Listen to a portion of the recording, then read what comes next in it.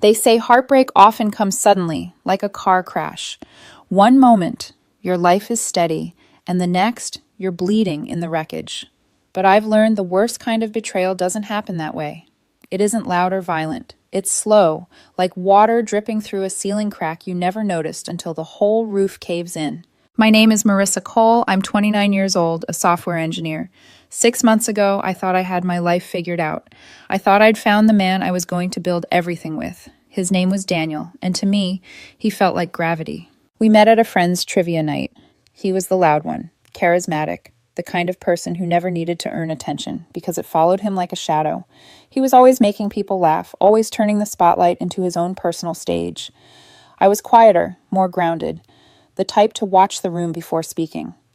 I guess that contrast pulled us together. At first, it was magnetic. He brought color into my structured routines while I studied his chaos. He loved to wander aimlessly at golden hour, dragging me down streets I'd never noticed. I loved lists, plans, goals. He used to say I was the calm to his storm, and I believed him. The beginning really was beautiful. When he lost his job, I picked up the rent without hesitation. I built him a website when he decided he wanted to freelance. I even surprised him with a camera when he claimed he wanted to try photography. I wasn't just his girlfriend. I was his anchor, his safety net. And he used to thank me for it, at first. But slowly the gratitude dimmed. The first cracks showed up in conversations that were framed as jokes. "Monogamy's kind of outdated, don't you think?" he'd say with a smirk. Or, "You wouldn't be mad if I kissed someone at a festival, right? That's not real cheating." I laughed it off in the beginning. Who wants to be the uptight, insecure girlfriend? Except, the jokes kept coming, sharper. He started planting little guilt trips whenever I questioned him. "You're being controlling, Marissa. Don't be so insecure." I wasn't even forbidding him from anything. All I ever did was ask questions. But somehow, even asking became too much. I told myself love was compromise, that maybe I was old-fashioned, that maybe I needed to loosen up.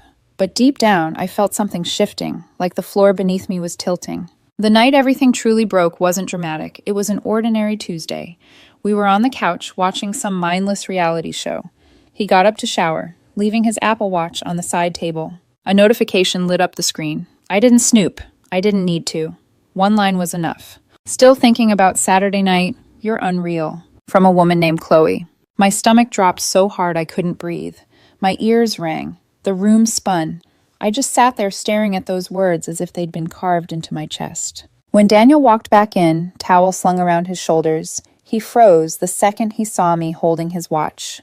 "Who's Chloe?" I asked. My voice wasn't angry, just numb. He blinked, then scoffed. "What are you doing going through my stuff?" "I didn't. It lit up right here." He snatched the watch out of my hands like I'd stolen it. "Jesus, Marissa, that's invasive. She's just a friend." I sat there, my heart hammering, but my face calm. Friends don't send those kinds of messages. He rolled his eyes and turned away. "God, you're so insecure sometimes." I followed him into the bedroom. "Did you sleep with her?" He pulled on a shirt casually, like the question didn't matter. "We hung out. It wasn't a big deal." "You cheated on me," I whispered. "I explored," he shot back. "You and I are too rigid." "Marissa, you never want to talk about non-monogamy, even though I've brought it up like 10 times. You act like some controlling mom from the 50s. I stood there in silence while he twisted the floor out from under me. I thought we were exclusive. I thought we were building something real. But somehow, in his version of the story, I was the one who was wrong. That night, I lay in bed beside him while he slept easily, like nothing had happened. I stared at the ceiling until morning, and for the first time I realized something in me had gone quiet. The love I thought was unshakable was starting to feel like quicksand, and I knew nothing would ever be the same again. By morning, I felt hollow, not broken, not furious, just emptied, like someone had reached inside me during the night and scooped out everything I thought I knew. Daniel hummed to himself as he brewed coffee, as if the night before hadn't happened at all. He kissed my temple lightly when he handed me a mug. His smile was easy, practiced. Maybe he thought I'd already forgiven him, or maybe he thought I never had a choice. I sipped the coffee, nodding like nothing was wrong. Inside, I was done. Something had shifted too far to ever be repaired. The thing about heartbreak is people expect explosions. Slammed doors, screaming matches, maybe tears on the kitchen floor. But mine came in silence. A decision that solidified quietly, like frost forming on a window pane. By noon, while Daniel was at work, I began to plan. I booked a small sublet across town, nothing fancy. Reserved a storage unit.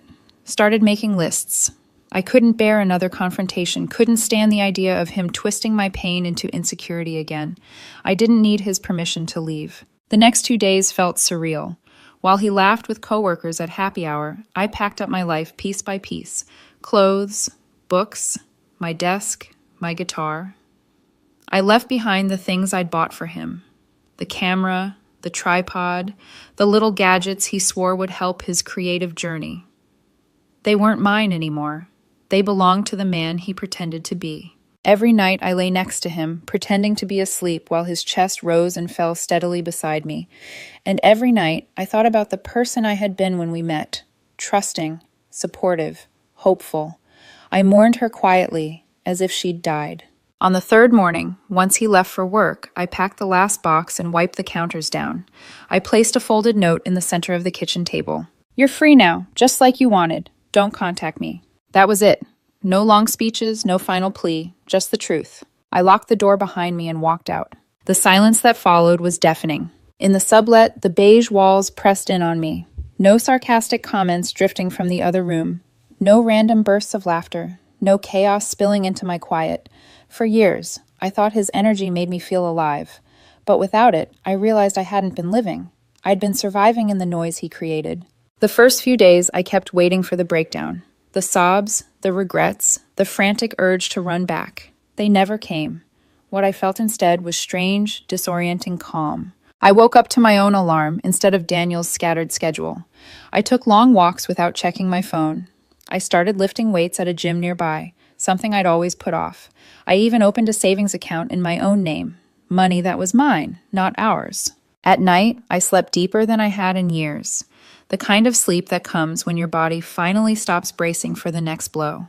I didn't block Daniel on everything. Just the obvious channels: phone, Instagram, email. Part of me wanted to see how long it would take before he noticed I was gone. 2 weeks passed before the world around me started whispering his name again. At first, it was a text from a mutual friend.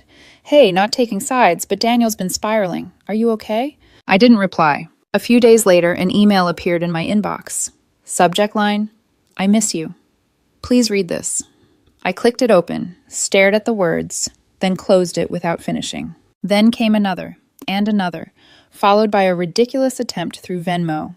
He sent me $1 with a note attached. "I hate how things ended. Can we talk?" I refunded it instantly, my hand steady. And that's when the desperation began to sharpen. After the Venmo stunt, Daniel's attempts grew louder, not directly at first, but through the people orbiting us. A message came from a friend we'd both known for years. "Not sure if you care, but Daniel's been going through it. That girl he was seeing? Total disaster. Ghosted him after a week." I didn't answer. A few days later, another friend chimed in.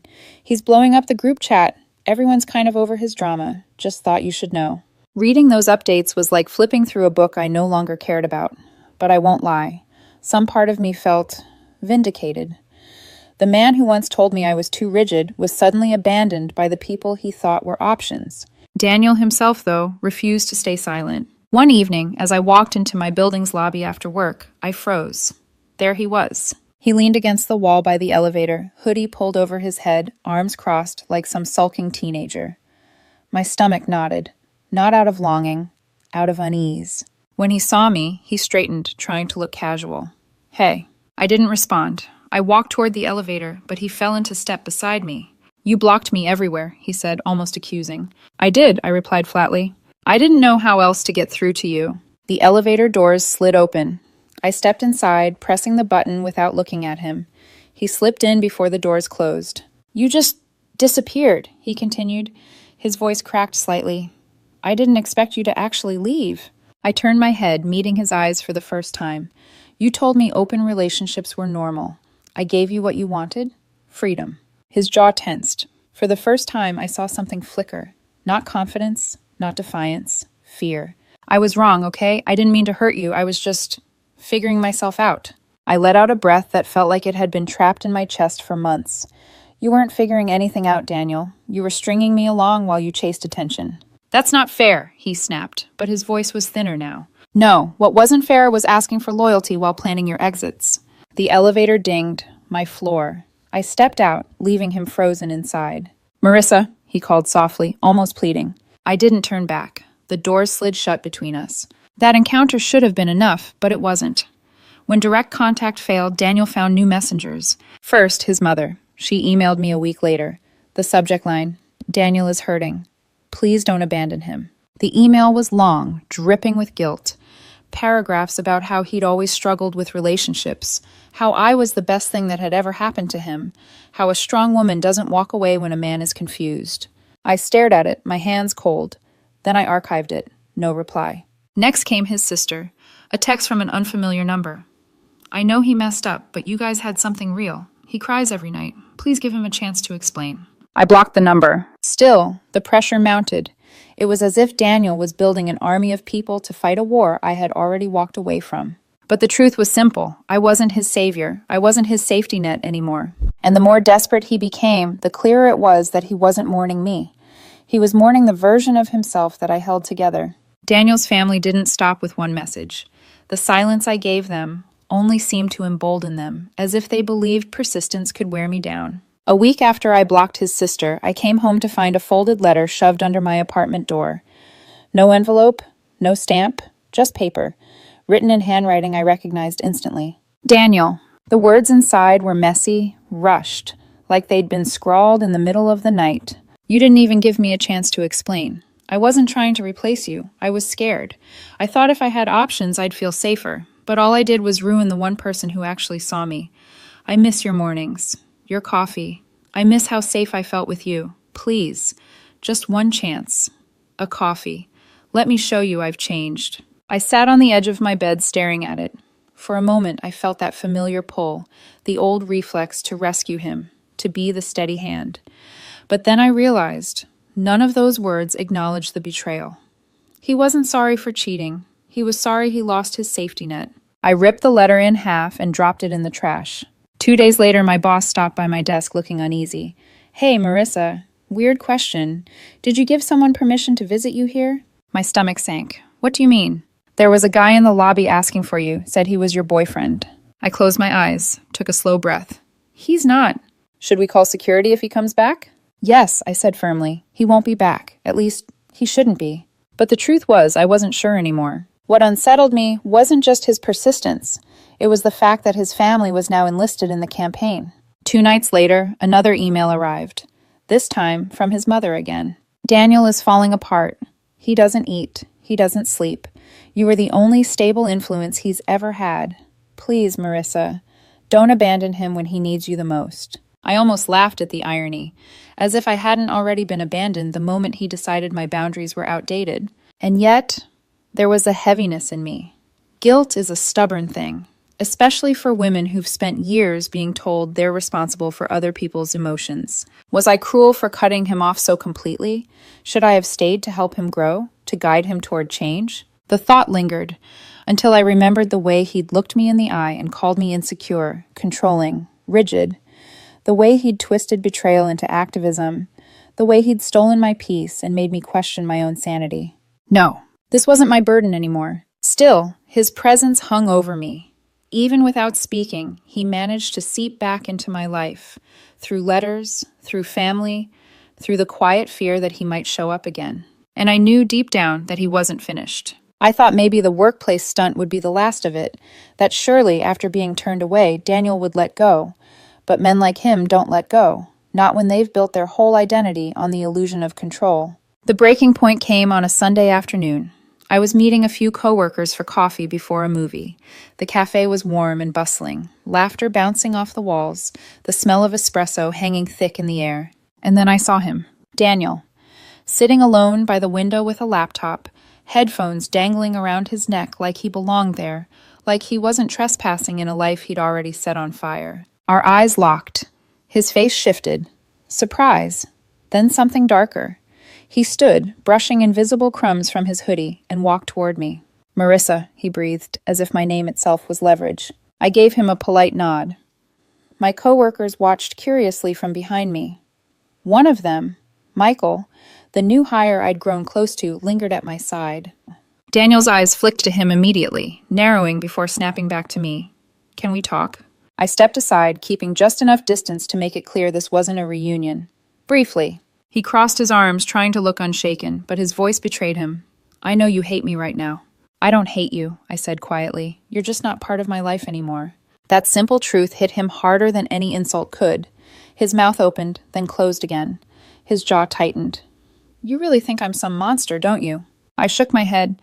No, I think you're selfish, impulsive, and incredibly skilled at dressing up betrayal in pretty language so you don't have to take responsibility. His composure cracked. Wow. So what? You think you're better than me now? No. My voice was calm, unflinching. I know I am. The words landed like a slap. His whole body stiffened, like he hadn't prepared for me to finally stand taller. You've changed, he spat. I have. You helped with that. For a moment, neither of us spoke. The cafe noise swelled around us, the clinking of cups, the hiss of steamed milk, the hum of ordinary life that no longer included him. He tried again, desperation leaking through. I was lost, Marissa. I didn't know what I wanted. You did, I replied. You wanted freedom, attention, options, and you got them. But none of them chose you back, did they? His face faltered. He looked like he'd been exposed in front of the entire cafe, stripped of the illusion that he was desirable, untouchable. You act like I ruined everything, he said bitterly. You did, I said simply. But in a way, you did me a favor. You showed me exactly what to avoid for the rest of my life. He blinked, breathing harder now. His voice dropped to a wounded whisper. You're being so cold. No, I said, steady as stone. I'm being clear. I'm not angry, Daniel. I just don't care anymore. That was the truth, and I think he knew it, because his shoulders slumped. The fight drained out of him. So that's it? He asked. You're done with me forever? I met his gaze one last time. I was done the night you looked me in the eye and told me open relationships were normal. You wanted the door open, Daniel. I walked out of it. I turned back to Michael and my coworkers, leaving Daniel standing there among the scattered crumbs of a life he thought he could still control. And that was the last time I ever saw him. After that day in the cafe, Daniel finally disappeared. No more emails. No more letters slipped under my door. No more relatives pleading on his behalf. Just silence. For the first time in years, the silence felt like peace instead of punishment. Life didn't transform overnight, but it did begin to rebuild itself, quietly, steadily. I poured myself into work, and months later, I was promoted to lead a new project team. I picked up a new hobby, boxing, and there was something oddly healing about striking a heavy bag in total silence. No debates, no guilt tripping, just release. I moved into a brighter apartment with a bigger kitchen and windows that flooded the rooms with light. No ghosts lived there. And yes, I started seeing someone new, slowly, carefully. His name was Michael, the same coworker who stood beside me that afternoon in the cafe. He wasn't loud or reckless or intoxicating the way Daniel once had been. He was grounded, steady. The kind of man who asked questions instead of making accusations. The kind who listened more than he talked. One evening, after I told him about my past, about Daniel, he didn't flinch. He just said, "It sounds like you finally chose yourself." And he was right, because it was never about replacing Daniel. It was about removing the version of myself who tolerated him. The part of me that mistook chaos for passion, gaslighting for communication, betrayal for love. That woman was gone, and I didn't miss her. A few weeks ago, I went to an engagement party for an old mutual friend. I almost didn't go, worried about running into Daniel's shadow again. But when I arrived, hand in hand with Michael, I realized something. I wasn't afraid anymore. The backyard was strung with lights, laughter echoing under the summer night sky. We mingled, drank wine, told stories. For hours, no one even mentioned Daniel. It was as if he'd evaporated from memory. Until he appeared. He came late, alone, his hair shorter, his smile tighter, painted on but never reaching his eyes. He scanned the crowd, and when he spotted me, standing with Michael's arm draped around my waist, he froze. For a second I thought he might come over, but instead he turned, slowly, and walked the other way. No words, no scene, just silence. And that was when I knew it was truly over. Not just the relationship, but the power he once had, the leverage, the guilt. The way he made me feel like I owed him my silence while he decided if I was enough. That night, Michael and I went home, opened a bottle of wine, and watched a movie. No chaos, no lies, just peace. Sometimes I still think about the note I left behind on that kitchen table. You're free now, just like you wanted. Don't contact me. At the time, I thought it was the bare minimum. But now I realize it was everything. Because freedom without accountability isn't liberation. It's a cage you build for